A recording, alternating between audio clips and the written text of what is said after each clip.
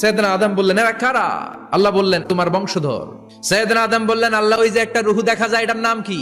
এটা তোমার ছেলে দাউদ, সে দুনিয়াতে নবী হয়ে আসবে। সাইয়েদনা আদম বললেন, মাবুদ, আমার ছেলে দাউদের কত বছর হায়াত আপনি দিয়েছেন? আল্লাহ বললেন, মাত্র 40 বছর। সাইয়েদনা আদম বললেন, মাবুদ, এত ফুটফুটে সুন্দর আমার ছেলে দাউদ, মাত্র 40 বছর দিলেন কেন? আল্লাহ, আপনি বাড়ায় দেন, আল্লাহকে বাড়ানো যাবে না, লেখা হয়ে গেছে। সাইয়েদনা আদম বললেন, আমার 1000 বছর থেকে 60 বছর আমি আমার ছেলেরে দিয়ে দিলাম।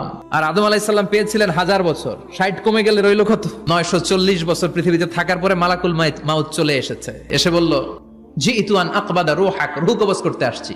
আদম আলাইহিস সালাম বললেন, রূহ কবজ করতে আসছো মানে? আমি বাঁচবো 1000 বছর। মালাকুল মাউত বললেন, না না, ওই যে আগের কথা স্মরণ করেন, আপনি 60 বছর দিয়া দিয়েছিলেন। কয়, না, আমি দেই নাই। মালাকুল মাউত বলে, আল্লাহ, ঘটনা দেখেন, দিয়া কয় দেই নাই। আল্লাহ কয়, থাক, কথা কইস না, আয়া পর। ভুলে গেছেন উনি। সেদিন থেকে আল কিতাব ওয়া শুহুদ, মানে লিখে রাখার সিস্টেম আর সাক্ষীর সিস্টেম চালু হয়েছে।